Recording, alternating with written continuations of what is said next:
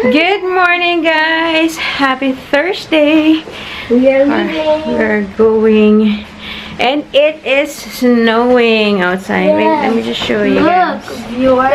Eyes open the door. Oh yeah, never mind. Here na lang. Can you see it? Yeah. So it's gonna be. Yeah, I just hope it stops when we are on the road.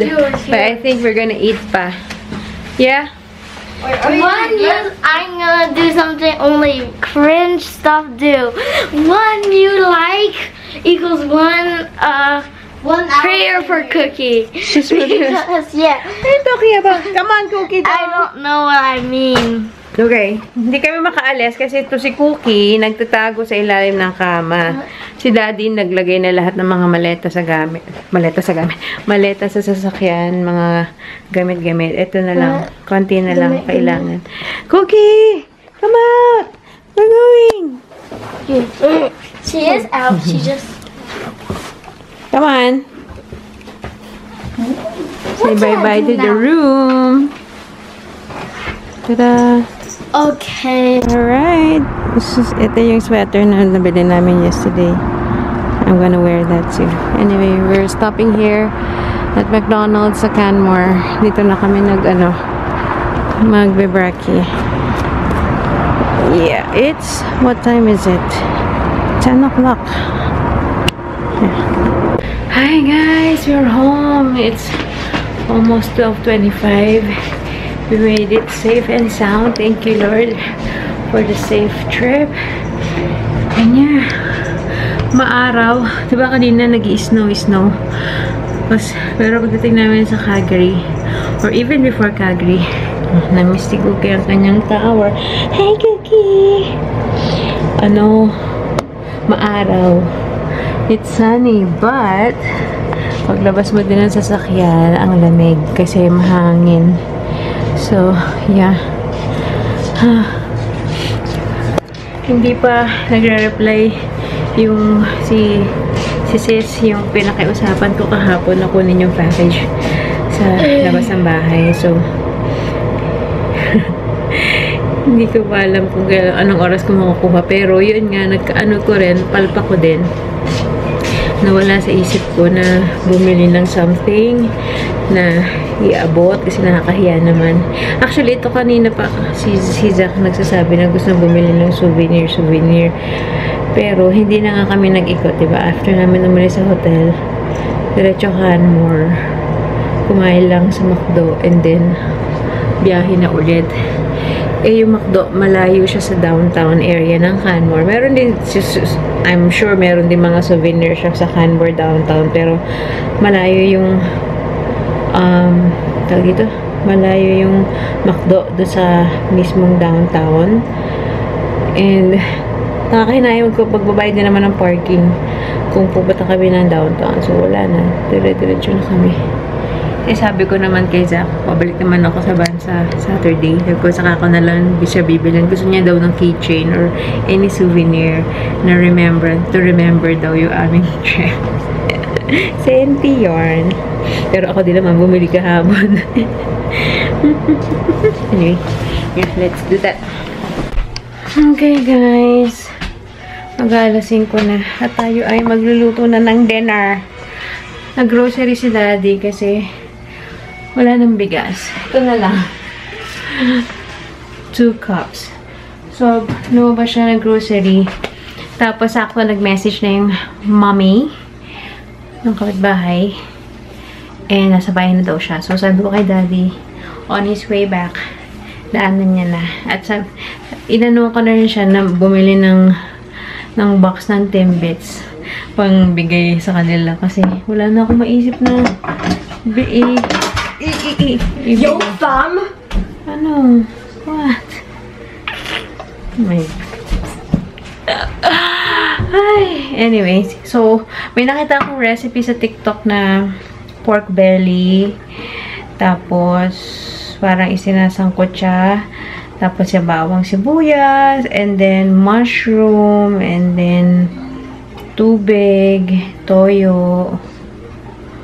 Oyster sauce. Tama ba? Tama ba pagkakalala ko? Anyway, papanoorin ko naman siya habang niluluto. Tapos, may, yung Nestle cream at saka corn. Yung dilatang corn. Ayan, hinalo-halo ko lang din sandali. At naglagay na ako ng Knorr liquid seasoning. Knorr Tapos liquid sinabay ko tsaka na rin oyster tong sauce. Naglagay Tama. din pala ako dito ng konting tubig lang. Tapos Tubig. nilagay ko na tong Nestle fig cream. Yung exact measurements nga Wala pala ako ng nito fig guys, cream, nasa pero YouTube meron channel akong ko. table Yung cream. link nasa bio ko. Ting patis. Konti lang ha. Konting Dali lang. patis. And Tara. then, Ay, spring onion. guys, ilang Sarap. ha, para hindi maglasang Ganyan. dagat. And then that's it, guys. Di ba? Napakadali lang. Tara, kain tayo. So, nagugutom na ako. Wanna do this? So, yeah, laters. It's done. Yummy naman. Eating time. 6:13. Hi, guys! Ayan. So, we're done cooking. And Dad is back home. And we got the package. Tada! Mag-unbox na tayo. I'm excited what's inside here. Whew! Pagod.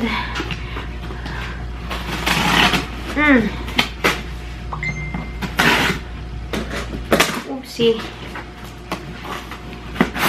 Buti na lang talaga. Hindi to nawala. Ooh!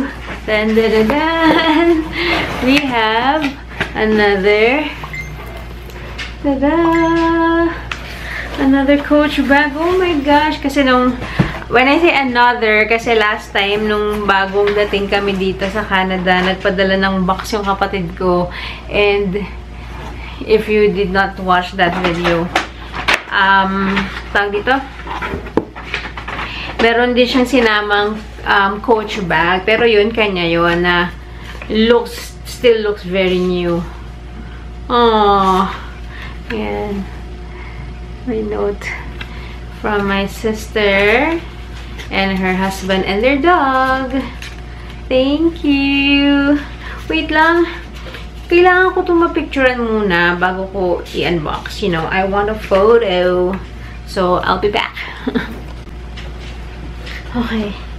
So, medyo napapaisip ako. Is this a bag or is this a shoe? Or pair of shoes? Okay, paki-disregard ang kalat. I'm on my third salang. Ano yun? Dryer na lang. So, may mga tambak-tambak na damit-damit dyan sa paligid. So, please disregard. OMG. I think, it is a shoe. Kasi may size. Nakita ko yung size. What is this? I think gift receipt. Let's see. I don't wanna look yet. I don't wanna look yet. Ang ganda ng box. Nakakahinayang buksan. Oh my gosh. Wait.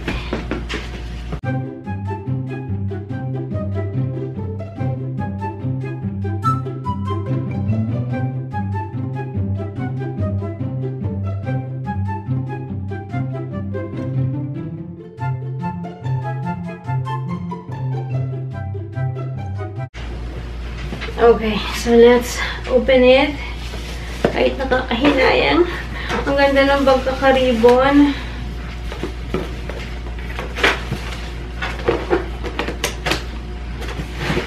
Ta-da-dan! Ta-da-dan! Ooh! It's a sneakers. Sneakers or rubber shoes? Tada! Oh, bongga! Saan ka dyan? Pak! Nakakahinayang gamitin sa snow. Actually, yung sapatos na regalo sa akin ni Daddy ng Christmas, diba? Suot ko siya sa van. May at maya ako, chinecheck mo, dumi.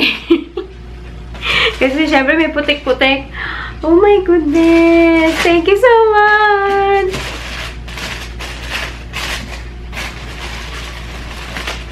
Ano na yan? Hintayin muna natin na medyo maglilis-linis yung kalsada bago ko ito masuot. Tada! Yay! Thank you! I like the color. 1, 2, 3. Ayan. Ayan. Okay. I guess it's time to end the vlog. Kasi hinihintay ko lang talaga mag-unboxing. Buti na lang, hindi ito nanakaw at nawala sa labas. Thank you, Lord. Mag-isang oras siyang nakatambay doon. Kung hindi, tiba-tiba yung makakakuha.